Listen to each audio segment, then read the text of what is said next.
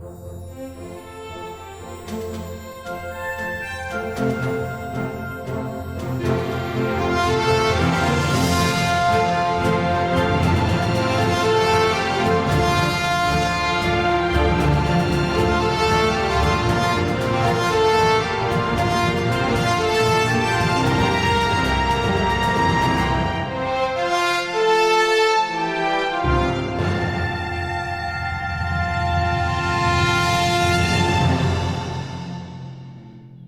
I want to talk about today, though, is not a pretty subject, and it's not a subject of happiness in one way, because it's requiring something different from us as individuals, as a church. I want to talk about anger, and I want to talk about that fire in your soul that we all need, that we all have to have. And some people don't believe that. They believe that we're supposed to be passive and that we're not supposed to cause ripples or say something to somebody that's doing something that they think is right, and we know it's wrong, and we shouldn't say anything just to be nice, to let things go. And you can't do that. Today we're going to talk about woke. Now, we all know what woke is. Well, no, we don't. What the heck is woke? Okay, it's a word that came out about 5 or 6 years ago, and it's a word that our government, both United States government and our civil governments, think that it's a word that we all have to live by, because we cannot survive without woke. Now, it doesn't matter that we've got 200 years and we've survived without it, but now they're telling us it has to be. It has to be. You have to be this way. It's an organizational society that is bending over backwards to be popular with the world. The woke society that is being jammed down our throats is designed to kill our relationship with the Lord. This is not being challenged by anybody. This is unbelievable. We are people of God, and being members of God's remnant church, we must stand our ground. So the question today is, where is your anger? I met a pastor one time, and he was from Cuba. And he was an American citizen now, and he's working as an accountant. And but he was in Cuba when Castro assumed power. And that was a very dangerous and tumultuous time to be in. People were getting dragged out in the street and just shot and killed. And he was an Adventist, and he was down there studying. And him and everybody at the seminary where he was were all round up by the federales, the police, and put into prison for nothing more than being a Christian. And they had a Baptist part of the church of the camp, Presbyterian, and all the other institutions were in there. Even the Catholics were arrested because the communists do not believe in God, and they do everything they can to make you think there is no God. And this guy, when I was talking with him, we met, and he said, "I see you and I have the same problem." And I said, "What's that?" And he was about my height. And he says, "You're the tallest guy here." And I said, "Yeah." And he says, "It gets you in trouble sometimes, doesn't it?" I said, "Yeah, it did." And he told me the story that when he was in the camp, they had everybody come out on a Sabbath morning, and they were giving them their work assignments. And they were going to go out and work in the field and everything, then come back in and go back into their barracks and everything. And they came up to him, and he had his line behind him. And the guards looked at him and said, "Okay, you're going to go out and you're going to pick potatoes today, and you have to have so many bushel baskets and all this stuff." And he looked at him and says, "No." And the captain said, "What do you mean, no?" And he says, "No." He says, "We're Seventh-Day Adventists, and today is the Sabbath. And we do not work on the Sabbath. We rest on the Sabbath, and then we work tomorrow." And the guy says, "Oh, you think that's the rules that we live on around here?" And he says, "Sir, I'm following the word of God." And the captain takes his pistol out, his sidearm out, and holds a gun up to him his face and makes him open his mouth and puts the pistol into his mouth and says, "Now you're going to tell me you're not going to go to work?" And he says, "No, sir, I'm not going to work. None of us are." And the captain thought for a minute, and he uncocked the pistol and he put it back in his thing. He says, "Well, you go do what you do then. Just get away from me." And went back there. And I asked him, I said, "How in the world did you have enough guts to stand there and tell them no?" And he says, "Terry, that was the easiest decision I ever made in my whole life. Because I knew that if he pulled that trigger, the next thing I would see would be Jesus." And he said, "It was unbelievable to me, but it was so easy to make that decision." And I was just amazed by that. And he says, "But I'll tell you, what scares me the most now is this creeping compromise that is coming on this world." This was 30 years ago, folks, that he told me this story. But he worried about the creeping compromise because he said it's so much harder to say no because sometimes you don't see it. And God can be the only one that can point that out to you of what you must do. Your heart, that burning feeling in your heart tells you what's right. And you need to listen to that because it's a strength that we have that other people don't have. And praise God that we have it. Where is the anger in our hearts? We know the world is being run by Satan and his angels. God is in control, we know that, and he will protect his people. However, we know that we are being tested every day. We must boldly stand up for what we know is right. If we don't stand up, eventually we won't be able to stand at all. And I tell you, in the last year, I'm learning that very good because sometimes all I want to do is sit and I don't want to get up, okay? And you just get lazy and you have to be vigilant about that to keep yourself moving and stay up with God, keep up with God.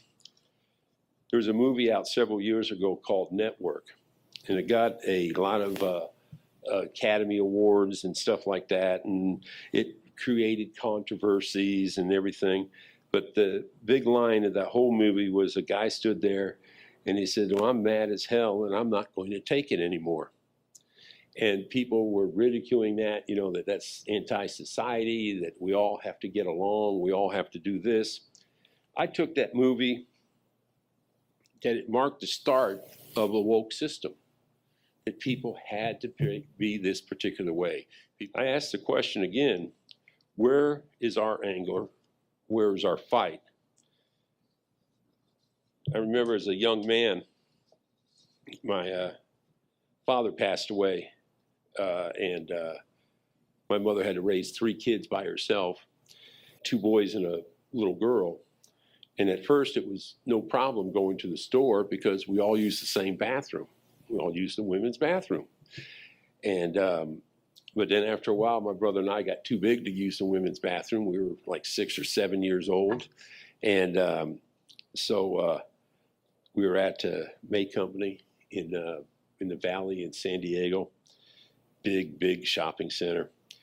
And so the whole family's got to go to the bathroom. And so my mother told Jim and I, "You guys stand outside right there. I'll be right back." She runs in there with Debbie, and they do their thing, and they come back out. She says, "Okay, now you boys, you go in that room over there. First time. Wow, we're really growing up. And you go in the men's room over there." So 2 little boys, we go in there, take care of our business. And of course, we got to mess around.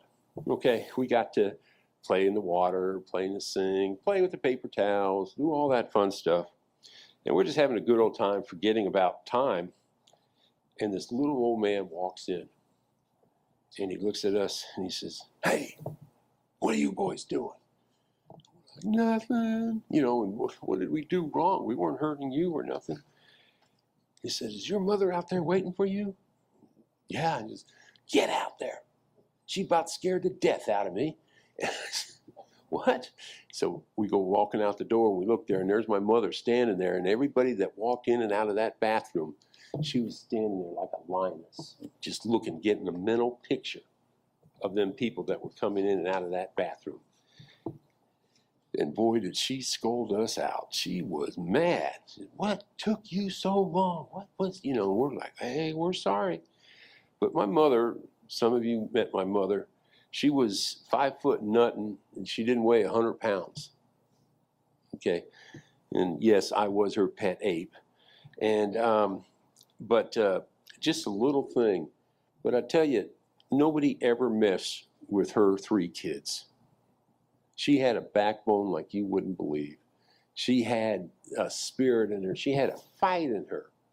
She had a understanding with God that she was there to protect us 3 kids. And she did that her whole life. And she's not with us anymore, and I miss her dearly. But she showed me spirit and backbone. And that's what we're lacking in this world now. In every generation, and this is a quote from Ellen White, in every generation, God has sent his servants to rebuke sin, both in the world and in the church. They were impelled to zealously declare the truth and the dangers which threaten souls. The words which the Lord gave them, they uttered, fearless and courageous, and the people were compelled to hear the warnings. And that's, let's see, Great Controversy, page 606. Zealously declare. It's not a popular way of saying have a backbone nowadays, but it is telling you we have to stand for something. We have to be there. We have to be strong. And I ask you, how can anyone do this when they are lukewarm? We must have a fire in our hearts to be zealous. We are not fighting other people. We're at war with the world, controlled by Satan. Our only hope is to have Jesus in our hearts. And where is your heart? Please turn to us our opening verses, Revelation 3, 14, 15, and 16.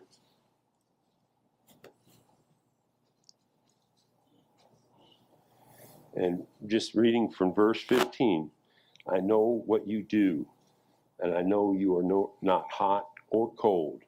I wish that you were either hot or cold, but you are only warm, not hot, not cold.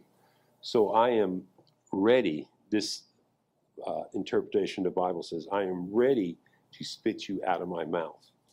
Not that he spit us out of his mouth, but he's ready to. That's his game plan. If he comes to you and you're not ready, you're lukewarm, you're agreeing with the world more than you're agreeing with Jesus Christ, you're going to be spewed out of his mouth. So what kind of, well, that doesn't sound like a very good battle plan. If Jesus is not going to help, who will? There's little empathy between Satan and his workers, because they are in so great ignorance concerning the power and the malice and the vast extent of his warfare against Christ and his church. They overlook the evidence of his continued activity and success, and they neglect the many warnings of his subliminal that seem to be ignored at his very existence. How does Satan do that? Does he come up there and he put a pistol in our face and threaten us? No, because he knows that when pushed that far, people are going to stand up and say no. But will he come in on the subtle things that, well, it's okay to go and do this on Sabbath day, or it's okay not to do this, or we don't have to help these people out because it isn't the Sabbath day, so we don't have to help anybody out. It's not that. It's the subtleties that we have to look out for. People are falling for a false god. The biggest church right now in all the world is a church of there is no Satan. And they believe, honestly, that there is no evil factor, that there is no great controversy going on in this world. And is there a great controversy going on? Yes, there is. And that's what we need that anger for, to be able to stand there and say, I'm not going to take it anymore. I'm mad. If something looks wrong, it is wrong. There's no heres and thous and this person's feelings might be hurt or anything like that. It's either right or wrong. It's either sin or not sin. It is past time for us to be pacified by what is going on around us. If it's wrong, it's wrong. In the news of the world, we are spoon-fed the lies that they want us to believe. It's okay for children who aren't old enough to buy cigarettes, but it's okay for them to go to the principal of their school and tell them they want to change their sex. That's okay. We have to live with that. Now, you wouldn't trust a kid, a 2 or 3 year old, with a $5 bill because they're not mature enough, they're not knowledgeable enough to know what it is and how to work with it. But then these people are saying that they have the right to decide if they want to be cross-gendered at that age. If that's not the most ridiculous thing you've ever heard, and it's just getting more and more strength and more power, because now the government's supporting it, and the government's saying this, and the government's saying that, and it's ridiculous. A man this year was voted as Woman of the Year. Okay, yeah, that really caught me, okay? I mean, don't get me wrong, I love women, and I love my wife, but she's not a man, she's a woman. And it's so weird now in the news, they're talking about this new civil rights thing that they want to pass about women not having to compete against males for the female trophies and everything like that. And they're talking about that, and I was watching that in the news. I think, well, that's good. And last month they couldn't tell you what a woman was, and now they're back writing rules again for women. But it wasn't a rule for women; it was a way to break down more barriers. I mean, I raised a little girl since she was a little itty bitty girl, my granddaughter, and we were very close. Like my mother and I, she was the little girl and I was her ape, and she would lead me around and show me things. One time we were at Walmart and she had to go to the bathroom, so I let her go in the bathroom, and I'm waiting out there and I look over there and there's a guy coming in. He's doing I gotta go hustle, and he's going into the bathroom. And I'm standing there and I look around. I said, "Hey, dude," I said, "you're not going in there." He goes, "Man, I'll talk to you in a minute, man. I really got to go," and everything. I said, "You're not going in there, and I can tell you that." And he kind of stands up and squares off with me, and he says, "Why is that?" And I said, "Well, that's the women's restroom."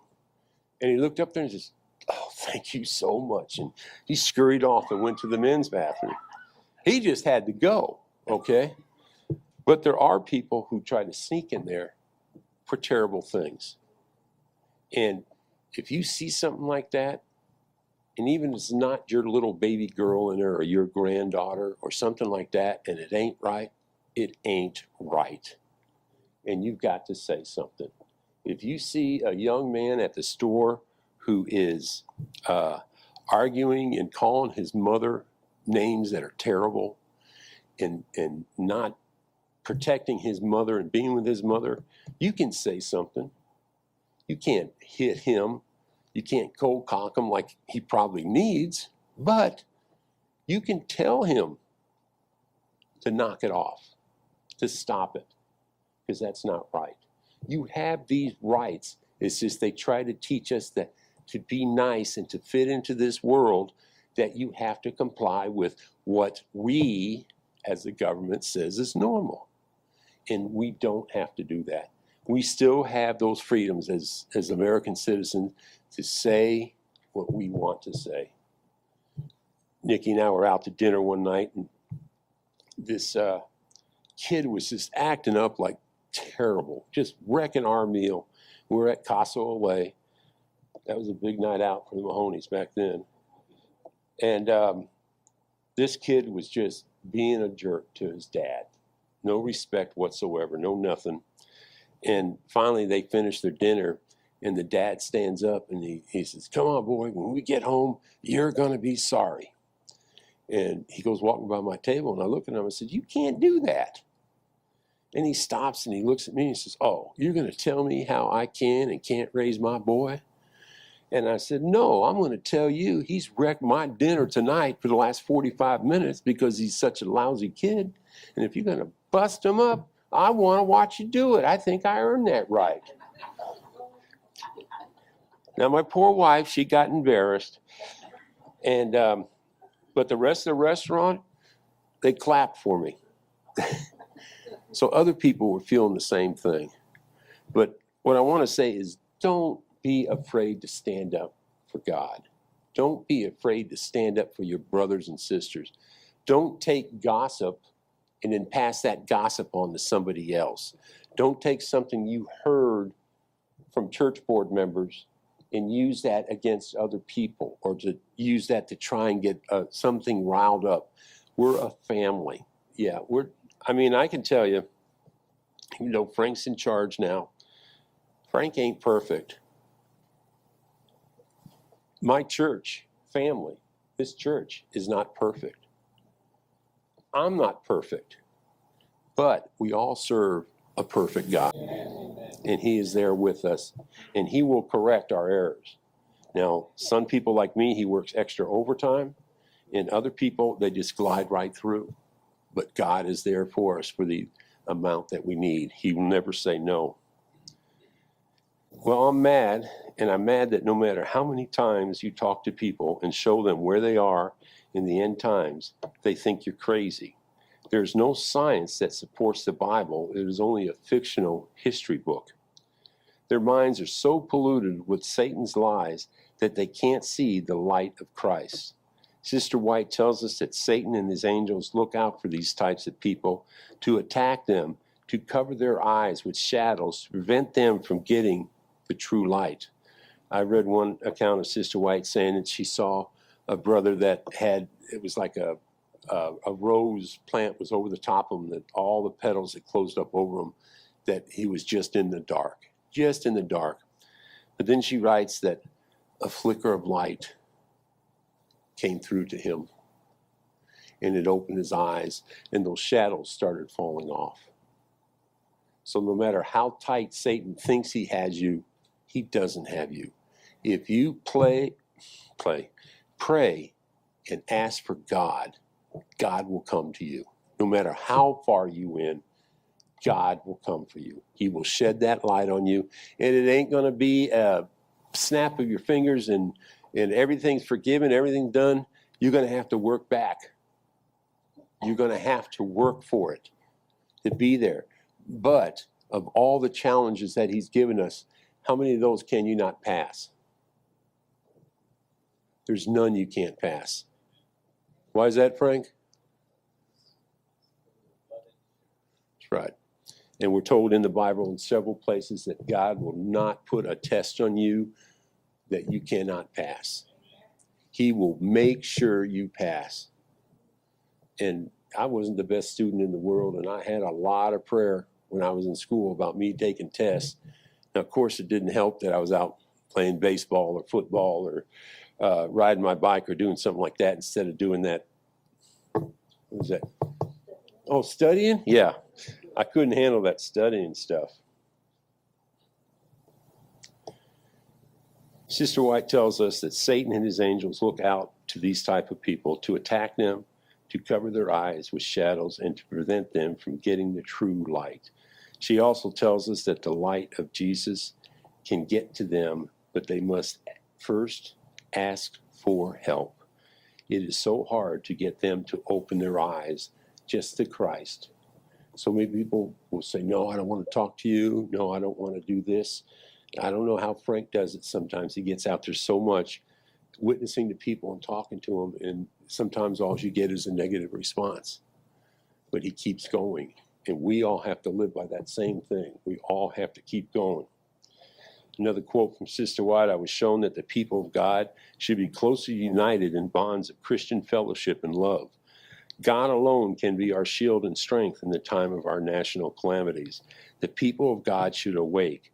Their opportunity to spread the truth should be improved, for they will not last long. I was shown distress and perplexities and famine in the lands. Satan is now seeking to hold God's people in a state of inactivity to keep them from acting their part in spreading the truth, that they may be weighed, that they may at last be weighed in the balance and found wanting. So Satan's working against us to try to come up with so many things to keep us fighting amongst ourselves instead of fighting, spreading the word and spreading the gospel. Thus the message of the third angels we proclaimed. As time comes, for it is to be given with greatest powers, the Lord will work through humble institutes, leading the minds of those who consecrate themselves to his service. The laborers will be qualified rather by the unactions of his spirit than by the training of literary institutes. Man of faith and prayer will constantly go forth with holy zeal, declaring the work which God gave them. And this is another one telling you that you don't need a pedigree, a piece of linen that says you went to a smart school, that you had this type of education, because our teacher, our leader, is Jesus Christ. I worked for a big corporation for years, and they always told me that the sky was my limit. I could go as high up in that corporation as I wanted to. And then, as Dale and I were talking about a little while ago, that America business changed, and they went from loyalty to employees to loyalty to the dollar. And they changed everything. They changed the corporate structure. They changed how they went. And just a couple years later, after they told me that, they're telling me, well, you're never going to be any more than what you are right now. And they would tell me that in front of these learned people who were my same age, that didn't have a callus on their hand, never sweated in their lives. And these are going to be my bosses in the future. I kept looking at him. I got a question for you. I still don't understand. And he said, well, what's that? And I said, what if he's an idiot? And they looked at me and said, what do you mean? I said, well, I know this guy. He's an idiot. He can't get out of a bag if he had to. And he's going to run this corporation? Well, yeah, because he has the education. Now I can look back and say, hey, I have the education of Jesus Christ. And am I going to make it? I pray to God I make it. Every day's a fight. For me, every day's a fight for everybody here. And just remember, you're not fighting the world. You're fighting Satan. And that is the world. But you are fighting Satan. And God is in your corner. And God is not going to let you fail. He loves us too much. He respects us. And I saw something the other day. Tom, you want to go ahead and put that one? See, I told you. Tom asked me this morning, he said, which one of these you want up first? And I don't know, show me. Please remember this. Another Sister White saying. But God takes care of those who ask him for help. If you never ask, he's not going to help you, because we have to lower ourselves to believe that we are subjects of the great Lord of this universe.